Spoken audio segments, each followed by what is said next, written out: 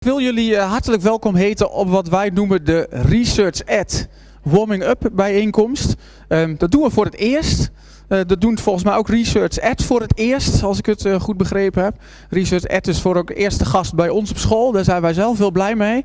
Dus morgen gaan we voor de grote conferentie. Die al uitverkocht was volgens mij in december. Dus daar waren we zelf heel blij mee. En we waren ook wel blij dat we daar op vrijdag nog een wat kleinschaliger programma aan konden verbinden. Dus we hoopten hier zo om met 50 mensen af te kunnen trappen. En om te kijken of we daar toch een mooi programma voor konden maken. Dus verwacht niet dat alle stoelen die we neergezet hadden voor vandaag waren. Want die zijn ook al stiekem een beetje voor morgen. Dat jullie niet dachten, zo, dat valt tegen. Ik vind wel, dat is voor onze eigen collega's. Ik had wat op meer van jullie gehoopt. Dus ik vind het wel echt gek dat jullie er zijn. Daar ben ik echt heel blij mee. Ik vind dat mijn team ook goed vertegenwoordigd is. Dus daar word ik dan als afdelingsleider weer blij mee. Ik ben Raymond Brink, ik ben afdelingsleider van deze school, ook van dit gebouw, waar ik nog steeds heel trots op ben. Dus ik vind het altijd heel fijn als ik jullie kan verwelkomen. Dus voel je ook vrij als straks de borrel is en je wil nog een rondje lopen om dat te doen.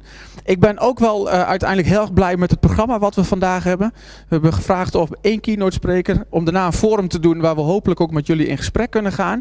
En daarvoor wil ik 2 mensen voorstellen. Hans stond nog volgens mij. Jij gaat straks het forum met ons leiden. Ik mocht niet heel veel aandacht aan jou besteden, zei je, want het gaat niet over mij.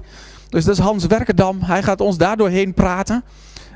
Maar als eerste hebben we... dus jij zal het straks doen en ik heb met jou ook afgesproken dat jij onze sprekers zult introduceren. Ze kritisch aan de tand zal vragen. En als jullie denken, nou dit zijn thema's waar ik graag meer van wil weten, dan laat dat horen, zou ik zeggen.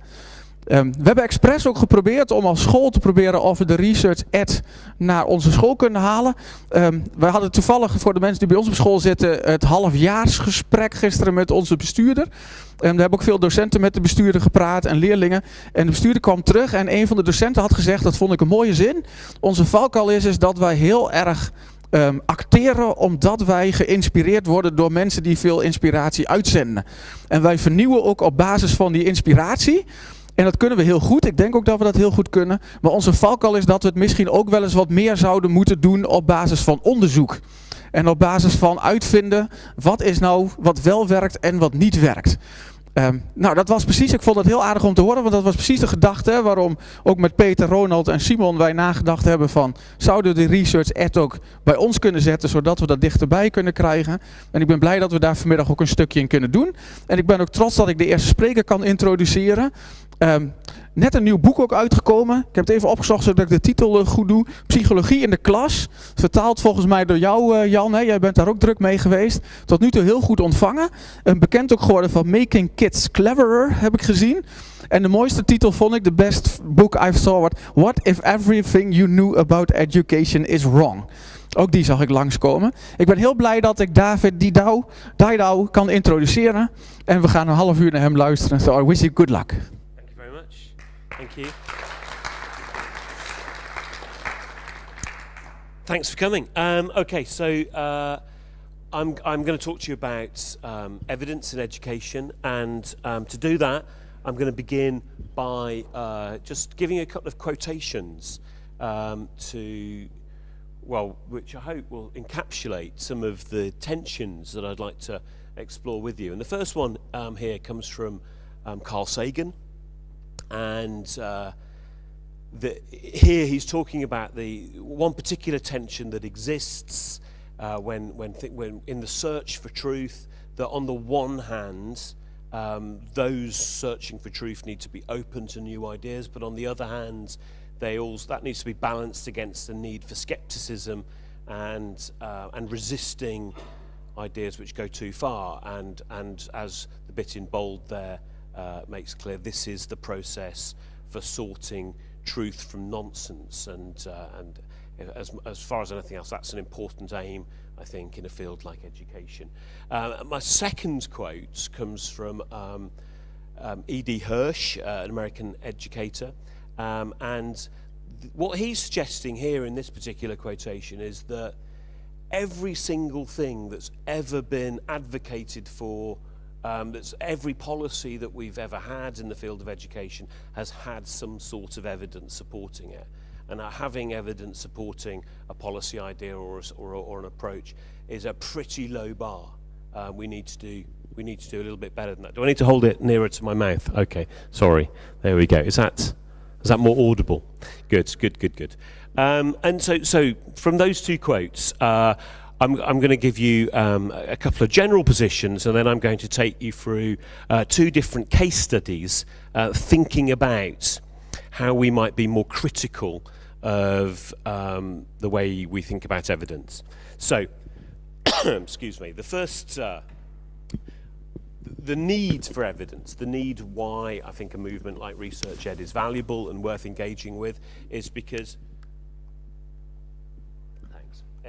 it helps us challenge this idea that how do we know things work in education? How do teachers know what's a good idea? What's an approach that is successful? And a typical response, and you might have heard this, you might have said this yourself, is, well, I know it works because it works for me. It works for my students. Have you come across that? How do you know? Well, I just do. And I think one of the things to say about this is, how do you know that it works? What do you mean by that? Is there anything more than you like it, or that it seems like it seems fine, it doesn't upset anyone? You can get through business, you can teach some stuff. But comparing two things together, we can then start to ask a question, which is a more effective way. So saying it works is not really enough. And I think one of the questions which is worth asking of ourselves and those who are advocating particular approaches are these questions. And I think that if you're able to say, are there any conditions where I would accept that I was wrong? Then whatever beliefs you hold are more likely to be based in some kind of evidence, rooted in some kind of objective reality. But all too often, when speaking to people in education, teachers, advocates for various approaches, all too often there are no circumstances where some people would accept that their ideas about education would ever be wrong. And I think if that's the case, then that's a useful alarm signal for tipping us off that somebody is not interested in evidence.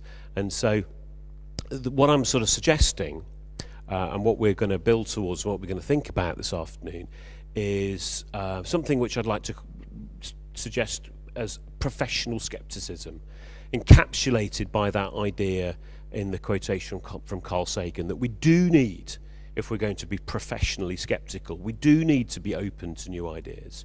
We do need not to shake our head and go, no, I already know what to do. But at the same time, we need to be critical. At the same time, we need to think, hang on a second, why, what are the potential problems with this? The alternative to that is faith. And the problem with faith is that you can never get any meaningful feedback. And if you never get any meaningful feedback, then you're never going to learn anything new. So that's the setup. So from those general remarks, I wanted to take you through some sources of evidence for us to think about. And this first source of evidence comes from a clearinghouse in the United Kingdom called the Education Endowment Foundation. And the purpose of the Education Endowment Foundation is to provide advice and guidance to schools on how to spend a proportion of their budget to try and address the imbalance between advantaged and disadvantaged students. And so one of the roles of the Education Endowment Foundation is to suggest to school leaders, if you were to choose this particular course of action, this is the kind of impact that you might expect. And these are probably too small to read all of the entries on this graph, but the big negative red bar at this end, that's getting students to repeat a year.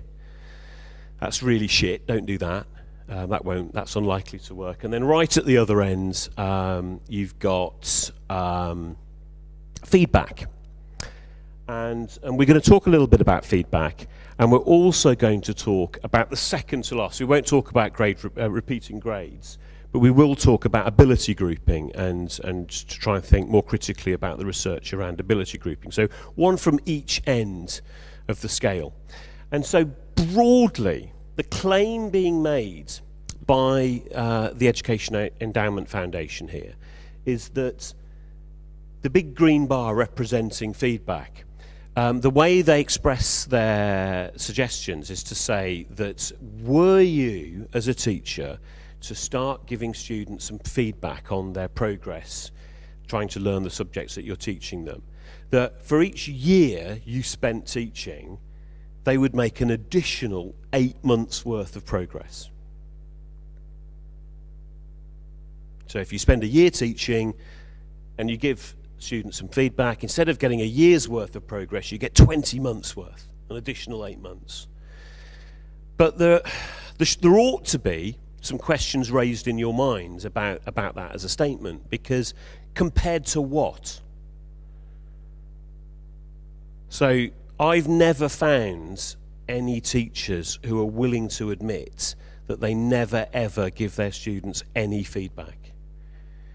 Do any of you refuse to give students feedback ever? And I've never visited a school and where the school says, yes, our policy is students must not receive feedback. That's something that we've decided to do. That never happens.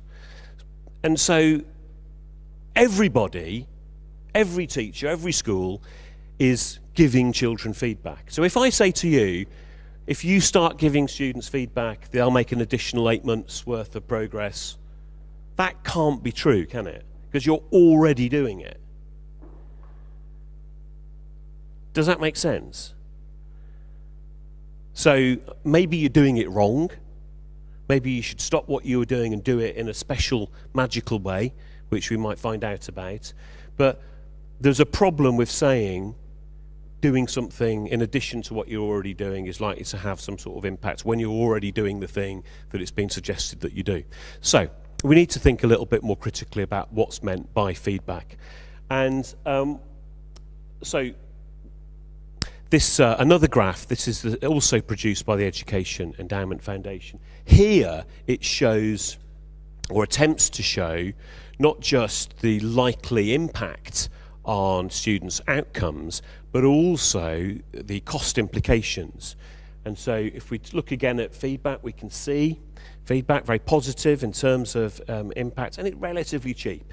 So lots of reasons why people in a position of making policy decisions might want to try and get to work on that. And then we've got ability grouping, where around near the bottom, it's cheap, doesn't cost very much to do, but it doesn't seem to have much impact.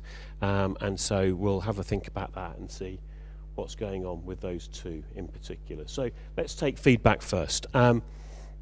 One source of evidence to consider is this particular study here from 2007, John Hattie and Helen Timperley's paper, The Power of Feedback. I'm convinced that a lot of people who cite this as a source of evidence have only read the title.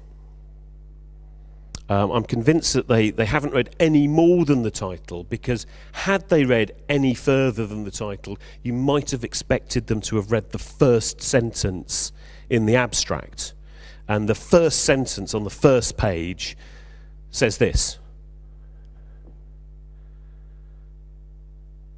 that feedback is powerful, but it is not necessarily powerfully positive. It could be powerfully negative. And so that's not something I think is discussed often enough. It could be, because of all of the feedback that we're giving students, it could be that we're actually doing something quite counterproductive. And that may be something that we would want to look at. Later on in the opening abstract, Hattie and Timperley say this, and this is very much at odds with a lot of the advice, certainly in schools in the UK, which has been internalised, which has essentially been feedback's very powerful, therefore we should get teachers to do more and more and more of it. And that certainly isn't something that has any basis in the research base to support it.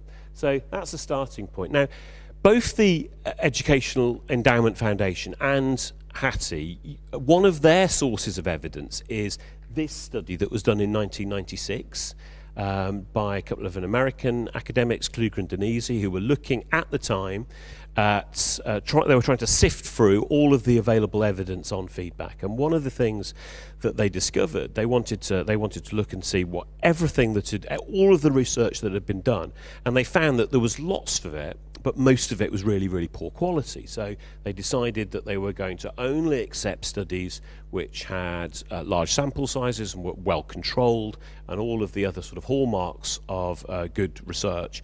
And that then they were able to winnow down the research that they analysed to about 250 studies. And then they looked at the effects of feedback within these 250 studies, and they produced, amongst other things, this graph.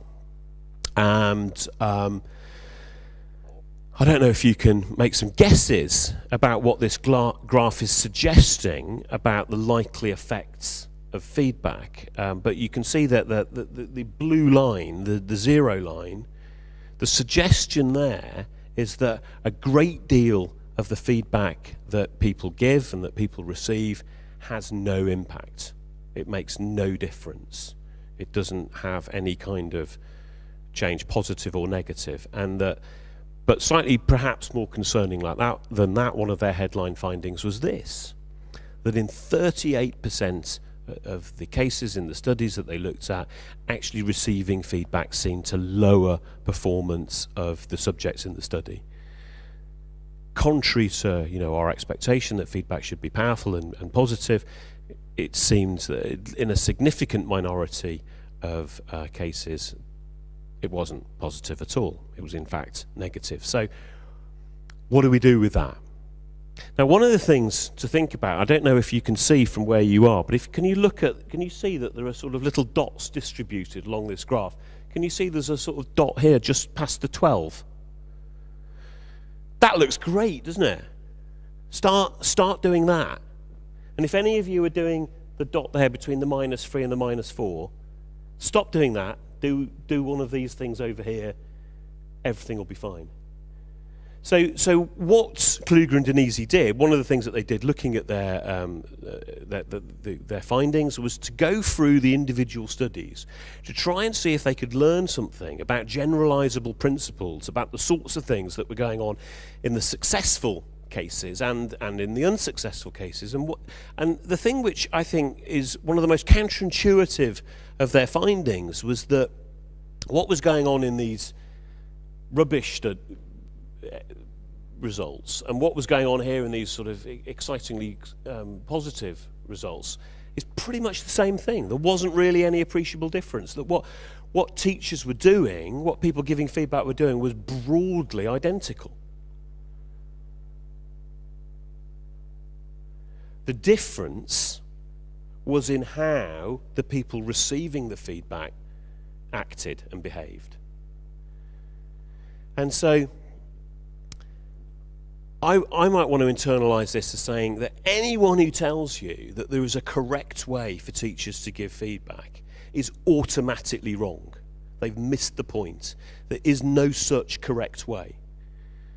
But we might learn something from thinking about the responses of students. And on the scale of sort of lived experience, this makes sense. You know, if you've spent time as a teacher, you know that different children respond differently to the same input. If I had a class of children and I told them all the same thing, some of them would respond differently to others. Some of them would respond to that by thinking, right, okay, I'm going to work hard and I'm going to do exactly what I've just been told. And some of them would respond by going, and some of them would respond by crying, and so because of this variety of responses, you know, as a working teacher, that you have to treat the students that you're working with as individuals, and that there are some children that you can glare at and sort of raise your eyebrow, and that's an effective feedback intervention. And there are other children that you've got to sort of give a bit of a cuddle to and comfort, and you know that you have to do that in order to get the kinds of responses that you might hope to get. So you know on that level of lived experience that children respond differently and you treat them differently because of what you know about them. So I think there's something almost quite comforting about this suggestion that there isn't a magic approach to feedback, that were you to learn it, everything would be fine. That the biggest indicator of whether the feedback that you give to your students is likely to have a positive impact is on how well you know those young people and how likely they are to trust what you say. So if they don't like you, they probably won't trust what you tell them. If they've only just met you, you just turned up last week and started giving them feedback, they're not going to trust you as much as if you've been working as their teacher for a year. And they've learned over that year that what you say is generally sensible and makes a certain kind of logical sense. You know that would be different. So I think this is one of the most useful parts of this particular study. This is something that Kluger and Denisi put together, and I've put into a form of a table here for you. But what they said is that there are, broadly speaking, 4 different ways that a person might respond to being given some feedback. And they might respond by changing their behaviour. They might respond by changing their goal. They could, if you're unlucky, they could respond by just giving up, abandoning what they were doing, or they might completely ignore you. And that all the different responses that we get used to as teachers fit, broadly speaking, into one of those 4 categories. And then they drew a really interesting distinction, which was about prior attainment.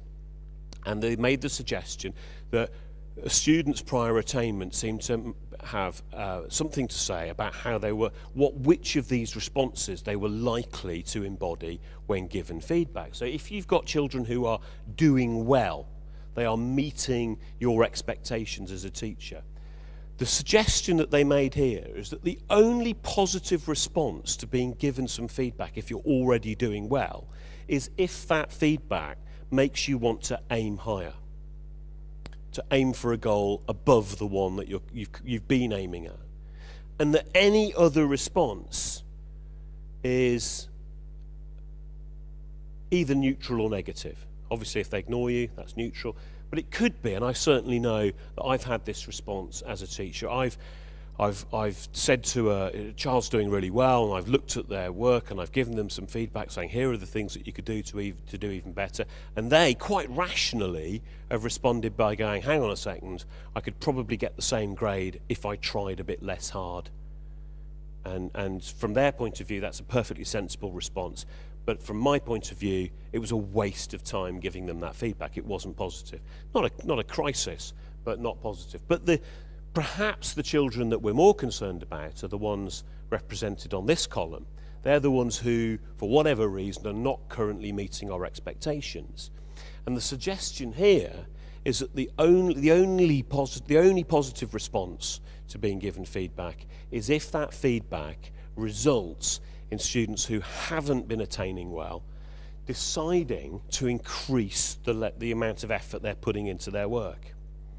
But in order for students to decide that it's worth increasing the amount of effort that they're putting into their work, they have to believe that there's a connection between their effort and their outcomes. And for students who historically haven't been doing terribly well at school, they often don't believe that there's a connection between their effort and their outcomes. That for a lot of students, they believe that it doesn't matter how hard they try, they will always fail. They will always do badly, so they might as well not try at all. So unless you convince them that effort, making an effort, is something that might result in better achievement, then they're unlikely to respond positively. They're more likely to respond by reducing their aspiration and going, I'll just aim lower. Or, and this happens more than perhaps we care to admit, children respond to our carefully thought out feedback by thinking, I might as well not bother. I'd rather not try than feel stupid, so I'll just give up. Have you had that happen? And that could be as a result of the feedback that we've given. And when we think about it, as successful adults, you've given up, you've abandoned an awful lot of goals to get where you are.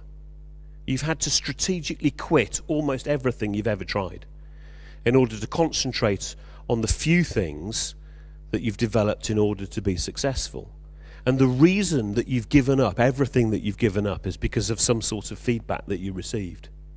That at a certain point in your life, you received the information that you weren't very good at this and you were better at that, so you concentrated on that and gave that up. And that's one of the ways in which you became successful.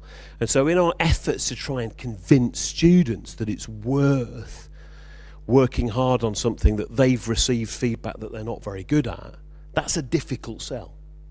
It's difficult to be convincing about that because we're essentially being hypocritical. Ooh. Wow. Okay. So I've gone on a bit too long. So I'm just gonna skip forward. This just really briefly in the sort of 5 minutes or so that I've got left. I'm going to talk to you about the second of my two cases, which is about ability grouping. And so I'm also using the Educational Endowment Foundation here, and to try and sort of tease out a few ideas about ability grouping. So firstly, what is ability grouping? Is it the same as putting children in academic streams or sets? And it isn't, because the way in which ability grouping has been researched is very often about putting children in different ability groups within the same class.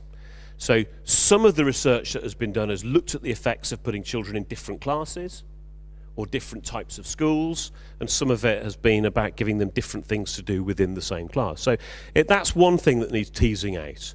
I've got here a discrepancy to show you that in John Hattie's book Visible Learning, he found a small positive effect size for ability grouping of 0.12, and the Education Endowment Foundation, who report a much smaller effect size of 0.9. So there's something going on there. They've got access to the same information, but they're reporting a different figure.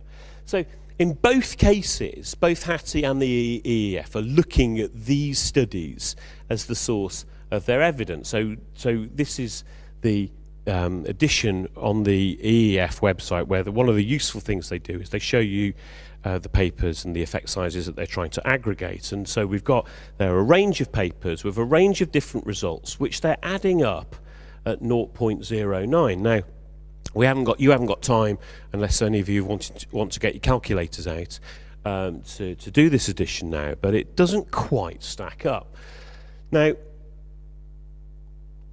one of the things that's kind of concerning about the EEF's reporting is they report that first paper there, the Gutierrez and Slavin paper. They were reporting as minus 0.34, and in Hattie's book he reports that as a positive, plus 0.34. So that's one discrepancy. That's one thing that needs to be sorted out. Now, one of the things that when questioned about this, the Educational Endowment Foundation said they admitted that was a mistake. They presented it as a minus. It should have been a positive, but then they made a really interesting claim that wouldn't have made any difference to the adding up. Now, you would expect minus 0.34 to compute differently to plus 0.34, but they said it didn't, because what they'd actually done from this list is that they didn't want to confuse things by making a general statement about the effects of ability grouping. They wanted to give advice only on the effects of ability grouping on the most disadvantaged, lowest attaining students. And the claim that they made is that actually, when you look at the studies that they've got available to them, and you look at ones which are just looking at lower attaining students, then their figure of 0.09 actually makes sense. So if you look in there, the only figures that they're actually adding up are the fourth one down, the Liu et al. Study, which reports 0.12 for lower attainers, and the Slavin 1990 study, which reports 0.06 for low. And those are the only two papers. They presented this list of ones they looked at, but they're basically saying we only looked at two of those. So those of you who are sort of critically minded should be interested in that we're getting a headline figure reported which is ignoring some of the available evidence. Now, so we've made that point, that only two of the studies. Now, one of the problem is we look at those two studies. The first one, the Liu et al. Study, had nothing to say about setting or streaming. It didn't look at that. It looked only at the effects of mixed ability teaching, sorting children into groups within the same class. That was the only thing that it studied. And it said, broadly speaking, this particular study says, when you have a class of mixed ability students and you take some of those students and you put them within a group and you differentiate and you address the lower ability students separately, that is worse for those kinds of students. It didn't look at, it had absolutely nothing to say on the effects of setting or streaming. The second study, the Slavin study, reported this negative effect size of 0.06, but the author of the paper said it's as close to zero as you possibly get and statistically meaningless, and it ought to be ignored. So if we go back to this table now, what we've got is the EEF making a claim about the effects of the likely effects that we can expect if we choose to put children into academic ability sets, which is based on one paper which is reporting an effect of essentially zero, and one which was investigating something completely different, almost the opposite thing that the clearinghouse for evidence is suggesting the claims about. Now, this is really difficult for you as teachers. How on earth do you sort through all of this stuff? How do you've got to have all sorts of trust in the people who are giving information to you. You can't be expected to go through and do this kinds of forensic thinking that you might need. Carl Sagan, who I mentioned at the beginning, had all sorts of suggestions for the sorts of things that we can do to test whether a claim is true or not. And each of these things has its merits. But I just wanted to finish by suggesting to you not so much a solution, but something which might help. And it's a series of questions which I think as teachers we ought to feel empowered to ask about the things that we're asked to do within school. As school leaders, these are the sorts of questions that you should encourage teachers to be asking. And if you're a really a truly great school leader, you won't just encourage these questions, you'll ask them yourselves. You'll make sure that these are the sorts of things that teachers think about. So the first question to ask is to think, okay, well, we've got this new initiative, this new thing, this new policy. What is it that we're trying to solve? What is it that we're hoping to accomplish? Be really clear about our aims and our agenda. What is it that we're trying to do? And how will we know if what we're trying to achieve has in fact been achieved? What metric will we measure? What set of conditions will we hope to satisfy? If we don't talk about these things in advance, it enables us to fool ourselves very easily. We also need to be clear about the scale, the time scale involved. So when is the improvement going to happen? Will it take a month? Will it take a year? Will it take 10 years? Can we wait that long? We need to say in advance. And we also need to say what happens if the conditions that we've set out to satisfy don't actually change in the way that we expect. What will we do? Will we carry on? Will we double down? Or will we change our minds and do something different? And again, if we've said this and we've discussed this in advance, we're far less likely to make mistakes and do foolish things than if we play it by ear and see what happens. And perhaps this is the most important of these questions, and it's one where we can't get complete answers, but we can start to have useful conversations. What reason is there for thinking that the intervention that we've chosen is likely to get the results that we're hoping for? What is it? Where has it been tried before? What studies can we look at? What sorts of things can we point to say that if we try this, then this outcome is more or less likely as a result? And if we can't answer that or any of the other questions, it ought to be clear to everybody involved that evidence is being misused or not used at all. And if these questions can be asked satisfactorily, it allows us to be truly professionally sceptical. I hope that you found at least some of what I've talked about with you useful and interesting. If you didn't, I'm really sorry. I tried my best. But thank you ever so much for your time and attention. Have a great rest of the evening. Thanks.